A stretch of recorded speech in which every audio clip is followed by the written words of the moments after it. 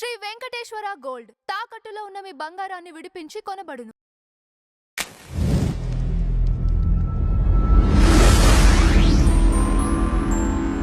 అతి పవిత్రమైనటువంటి తిరుమల తిరుపతి దేవస్థానంలో స్వామివారికి మహాపాపం జరిగింది. జరిగిన తర్వాత మీరు ఈ సోషల్ మీడియాలో చూసినట్టయితే ఇంకా అంటే ఆ పుండు మీద కారం చల్లుతున్నట్టుగా ఈ పోస్టులు వైరల్ చేసుకుంటూ హిందువులను ఇంకా డ్యామేజ్ చేయటమే తప్ప వేరేది కనిపించట్లేదు. సో మీరు మొన్న ప్రెస్ మీట్ పెట్టారు. పెట్టిన తర్వాత అటు నేషనల్ మీడియాలో కావచ్చు, దీంట్లో కావచ్చు, జగన్మోహన్ రెడ్డి గారు ఎప్పుడు పదే పదే ఒకటి అంటూ ఉంటారు, నా మతం మానవత్వం. ఇప్పటికీ ఓట్ బ్యాంక్ కోసం వాళ్ళు ఈ విధంగా చేసుకుంటూ ఈ గుళ్ళు ఏవైతే ఉన్నాయో అంతకుముందు విధ్వంసమైన గుళ్ళు కావచ్చు, ఒక్కొక్కటి బయటకు వస్తున్నాయి. శ్రీశైలంది కావచ్చు, అన్నీ బయటకు వస్తూ ఉన్నాయి. దీని మీద లడ్డు మీద కొంచెం లేట్ అయింది అనిపించింది మీ స్పందన. బట్ నెక్స్ట్ కార్యాచరణ ఎలా ఉండొచ్చు? ఒకటండి, దీని మీద ఒక నిర్దిష్టమైన కార్యాచరణ రూపొందించడానికి దీని మీద ఒక స్పష్టత రావాల్సి ఉంది. దాని గురించి అని మేము వెయిట్ చేస్తూ ఉన్నాం. ఓకే, ఎందుకంటే ఈ విషయంలో ఫస్ట్ ఆఫ్ ఆల్ ముఖ్యమంత్రిని, ఉప ముఖ్యమంత్రిని వీళ్ళకంటే కూడా ప్రతిపక్ష నేత జగన్ అప్రిషియేట్ చేస్తున్నాం మేము. ఓకే, ఎందుకంటే జగన్మోహన్ రెడ్డి బాగా సక్సెస్ అయ్యారు.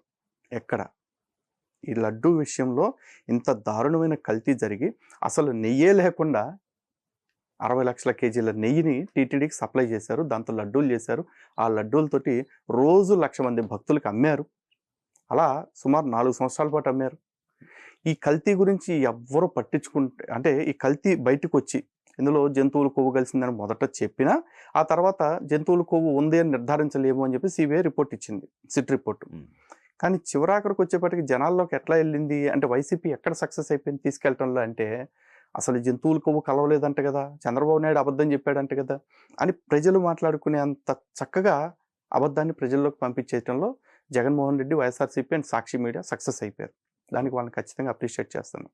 ఇక్కడ హిందువులు కూడా చాలా దారుణంగా మాట్లాడుతున్నారు కొంతమంది. ఎందుకంటే ఈ విషయాన్ని అనవసరంగా రాజకీయం చేస్తున్నారు, రాజకీయాల కోసం తిరుమలని ఎందుకు వాడుతున్నారు అని చెప్పేసి.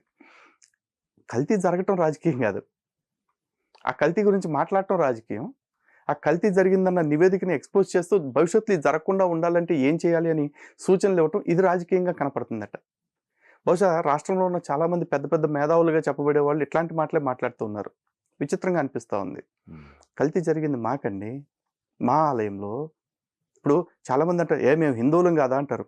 మరి మీకు హిందువులే అయ్యి ఉంటే కనుక, మీకు కూడా మనసుకు బాధ కలిగి ఉండుంటే కనుక ఈ విషయం మీద సూటిగా ప్రశ్నించాలి. ఇక్కడ రాజకీయం చేస్తుంది ఎవరు? ఈ విషయాన్ని రాజకీయం ఎందుకు చేస్తున్నారండి అని బాధపడే వాళ్ళే అసలైన రాజకీయం చేసేవాళ్ళు. ఈ ఇష్యూని మాలాంటి స్వచ్ఛంగా హిందుత్వం కోసం పనిచేసేవాళ్ళు మాకు అట్లాంటి ఆలోచనే లేదు. మేము భవిష్యత్తులో ఇట్లాంటివి రిపీట్ కాకుండా ఉండాలంటే ఏం చేయాలి? దీనికి ఒక ప్రపోజల్ పెడుతున్నాం. ఏంటి? ఫస్ట్ ఆఫ్ ఆల్ తిరుమల సహా ఏ హిందూ దేవాలయం కూడా రాజకీయ నిరుద్యోగుల పునరావాస కేంద్రాలుగా ఉండకూడదు. ఇది మేము 10 ఏళ్ల నుంచి మొత్తుకుంటున్నాం. ఇప్పుడు కూడా అదే చెప్తాను. ఎలా సాధ్యం లలిత్ గారు? ఇప్పుడు ఎండోన్మెంట్ డిపార్ట్మెంట్ అనేది గవర్నమెంట్ అనుసంధానంలో ఉంటుంది. అవునండి. మరి ఎట్లా మీరు దాన్ని బ్రేక్ చేయాల్సి వస్తుంది? అదే చెప్తున్నాం కదా, ఈ దేవాలయాలు ఫస్ట్ ఆఫ్ ఆల్ ఈ ప్రభుత్వాల కబంధ హస్తాల నుంచి విడిచిపెట్టాల్సిందే. ప్రభుత్వాలు మన దేవాలయాల్ని కబ్జాల్లో పెట్టుకున్నాయి. వీళ్ళు ఏమంటారంటే మీకు నిర్వహణ రావట్లేదు అని చెప్పేసి. ఎందుకు నిర్వహణ రాదు మాకు? అంటే ఈ దేవాదాయ శాఖ రాకముందు అసలు దేవాలయం లేదా భారతదేశంలో? ఆ దేవాలయాలన్నీ అద్భుతంగా నడవలేదా? ఎప్పటి నుంచో ఉన్న, వేల సంవత్సరాల నుంచి ఉన్న దేవాలయాలే కదా. తిరుమల కూడా సుమారు 1000 పైచిలకు సంవత్సరాల నుంచి ఇప్పుడున్న కన్స్ట్రక్షన్ ఉందని చెప్తున్నారు. మరి అప్పుడంతా ఈ ఎండోమెంట్ ఉందా? అప్పుడు ఈ ప్రభుత్వాలు ఉన్నాయా? లేవు కదండి. మరి ఈ స్థాయి పాపులారిటీ వచ్చి ఈ స్థాయి దాకా దేవాలయం నిలబడిందంటే హిందువులే నిర్వహించుకున్నారు. ఏమండి, అసలు ఆగమశాస్త్రం లేదు, ఒక ఆచార వ్యవహారాలు లేవు. ఊరికే ఆదివారం వస్తే కూర్చోబెట్టేసుకుని వచ్చిన వాళ్ళందరికీ మైకులో 4 మాటలు మాట్లాడి పంపించేసేవాడు. వాడు మెయింటైన్ చేసుకుంటున్నాడు చర్చ్. శుక్రవారం వస్తే ఒక 500 మంది వస్తే వాళ్ళకి కూర్చోబెట్టి మైక్లో ప్రార్థన చేపించేసి దువా ఇచ్చేసి పంపించేస్తాడు మసీదు. వాడు మెయింటైన్ చేసుకుంటున్నాడు. మేము ఎందుకు మెయింటైన్ చేసుకోలేము? మాకు శాస్త్రం ఉంది, కైంకర్యాలు చేసుకోవటానికి, ఆలయం నిర్మించుకోవటానికి ఒక శాస్త్రం ఉంది. వాటి ప్రకారం జరుపుకుంటాం. ఆదాయాల గురించి అంటారా? మిగతా వాళ్ళు అందరూ ఆదాయాన్ని పట్టించుకునే ప్రభుత్వం మా ఆదాయాన్ని ఎందుకు పట్టించుకుంటుంది? ఈరోజు నేను చెప్తున్నానండి, జగన్మోహన్ రెడ్డి వచ్చిన తర్వాత ఒక స్కీమ్ మొదలుపెట్టాడు. చర్చిలకి డబ్బులు ఇవ్వటం 5 లక్షలు 10 లక్షలు అని చెప్పేసి. అలా జగన్మోహన్ రెడ్డి దిగిపోయే ముందు సుమారు ఒక 6 చర్చిలకి 50 లక్షల రూపాయలు ఇచ్చాడు. గవర్నమెంట్ జీవోల ద్వారా ఇచ్చాడు. జగన్మోహన్ రెడ్డి దిగిపోయే ముందు పాస్టర్లకి జీతాలను స్కీమ్ మొదలెట్టాడు. అలా పాస్టర్లకి 90 కోట్ల రూపాయల జీతాలు ఇచ్చాడు జగన్ రెడ్డి. దిగిపోయిన తర్వాత 70 కోట్ల రూపాయలు జగన్మోహన్ రెడ్డి ఇచ్చాడు.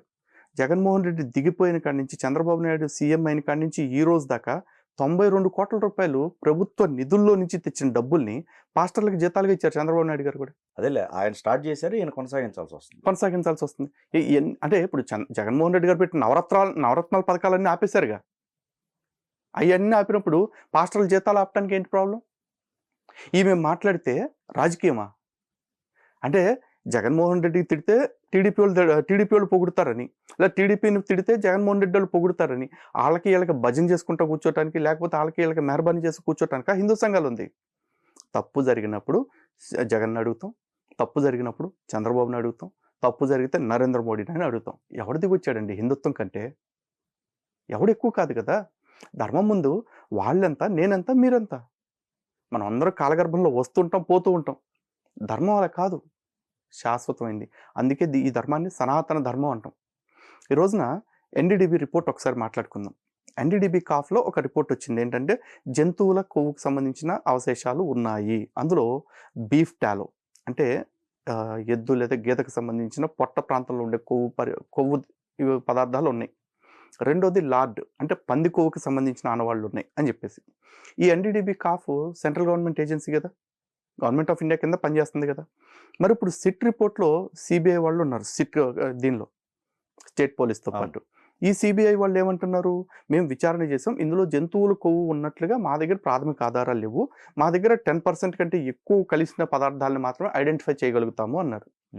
ఇప్పుడు ఒక సెంట్రల్ గవర్నమెంట్ సంస్థకు కనపడిన కొవ్వు వీళ్ళకి కనపట్టలేదంటే కొవ్వు ఎక్కడుంది? పదార్థాల్లో ఉందా, లేకపోతే దాన్ని విచారణ చేసిన వాళ్ళలో ఉందా? అసలు అదేం బాధ్యత? ఇప్పుడు సంవత్సరంన్నర తీసుకున్నారు విచారణకి. నీ దగ్గర ఇక్కడ దేనికి అంటే ఏ స్థాయి వరకు నువ్వు దాన్ని కనిపెట్టగలవు, కనిపెట్టలేవు అనేది నీకు క్లారిటీ లేదా? ఇండియాలో లేకపోతే విదేశాల్లో ఉంటాయేమో, పంపించు. 2 నెలలు టైం పడుద్ది, 3 నెలలు పడుద్ది. నువ్వు సంవత్సరం టైం తీసుకున్నావు కదా. ఎగ్జాక్ట్లీ. కాకపోతే మరి ఇవి ఏవి చేయకుండా ఒక సెంట్రల్ గవర్నమెంట్ సంస్థ ఏమో ఉందంటది, ఇంకో సెంట్రల్ గవర్నమెంట్ సంస్థ ఏమో లేదంటది. ఈ ఉంది లేదు అనే మధ్య ఊగిసలాడుతూ హిందువులు కొంతమంది మాట్లాడుతూ బాధపడుతుంటే మీరు రాజకీయం చేయొద్దు అని మధ్య మార్గంగా కొంతమంది పెద్దవాళ్ళు వచ్చి మాట్లాడుతున్నారు. ఈ నపుంసక ధోరణి ఎందుకు? ధర్మాధర్మ విచారణ చేయాల్సిన సందర్భంలో ఖచ్చితంగా సైలెంట్గా ఉండటం అంటే అధర్మం పక్షం వహించటమే. స్పష్టంగా ధర్మం వైపు ఉండాల్సిందే. కానీ ఇక్కడ ఆ రిపోర్ట్లో జంతు కొవ్వు కలిసిందా కలవలేదా అనేది పక్కన పెడితే అసలు నెయ్యే కాదు కదా. అసలు నెయ్యే కాదు, అదే అంటున్నా. ఇప్పుడు జగన్మోహన్ రెడ్డి గారు లేదా వైసీపీ పార్టీ తీరు ఎట్లా ఉందంటే, ఉదాహరణకి అంటే జస్ట్ ఎగ్జాంపుల్గా చెప్తున్నాను. ఇప్పుడు వివేకానంద రెడ్డి గారు మర్డర్ జరిగిందండి. నాబోటోడు ఎవరో తెలియక ఫస్ట్ వెళ్ళి చూడగానే అయ్యయ్యో వివేకానంద రెడ్డి గారిని అన్యాయంగా కొడవలతో నరికి చంపేశారంట అంట, కత్తితో నరికి చంపేశారంట అంట. నాకు తెలియదు కదా, మరి నాకు అక్కడ చూసి ఆ గాయాలు చూసి కత్తి అనిపించింది. తర్వాత ఎవరో వచ్చేసి సిబిఐ ఎంక్వైరీకి ఇచ్చారు. సిబిఐ వాళ్ళు నిగ్గు తేల్చి కత్తితో కాదురా బాబు గొడ్డలతో కొట్టి చంపేశారు అని చెప్పేసి రిపోర్ట్ ఇచ్చారు. ఎమ్మటే ఇప్పుడు జగన్మోహన్ రెడ్డి గారు ప్రెస్ మీట్ పెట్టి ఏమంటారు? చూసారా ఆ లలిత్ కుమార్ ఎంత అబద్ధం చెప్పాడో, కత్తితో నరికి చంపామంటున్నారు. సిబిఐ నివేదిక ఇచ్చింది కత్తితో చంపనే లేదు అని చెప్పేసి అంటాడా? అక్కడ జరిగిన మర్డర్ ఇంపార్టెంట్ అండి. గొడ్డల కత్తి ఎవరికి కావాలి, తప్పలేదు. అదే మిస్లీడ్ చేస్తున్నారు. ఇక్కడ తిరుమల తిరుపతి దేవస్థానం లడ్డూ కల్తీ జరిగిందా లేదా? అది జంతువుల కొవ్వుతో కలిసిందా, కెమికల్స్తో కలిసిందా? అది సెకండరీ. అసలు కల్తీ జరిగిందిగా. ఇప్పుడు జంతువుల కొవ్వుతో కలిస్తే అది స్వామివారి యొక్క క్షేత్రం యొక్క పవిత్రతకి సంబంధించిన ఇష్యూ. కానీ ఇక్కడ కల్తీ జరిగితే స్వామివారికి పెట్టే నైవేద్యానికి సంబంధించిన కల్తీ ఒకటి పవిత్రతకి సంబంధించిన ఇష్యూ అయితే, రెండోది భక్తుల ఆరోగ్యానికి సంబంధించిన ఇష్యూ. ఇక మూడోది 250 కోట్ల రూపాయల స్కామ్ అండి అది. ఏమంటే 30 కోట్లు 40 కోట్ల స్కామ్లో చంద్రబాబు నాయుడు గారిని తీసుకెళ్ళి లోపలేసి 50 రోజులు ఉంచాడుగా, 58 రోజులు. మరి ఇప్పుడు 250 కోట్ల రూపాయలు మన స్వామి డబ్బులు. మరి దీనికి ఎవడో లెక్క బాధ్యత తీసుకోడా? కనీసం జగన్మోహన్ రెడ్డికి దీంతో సంబంధం లేకపోవచ్చు.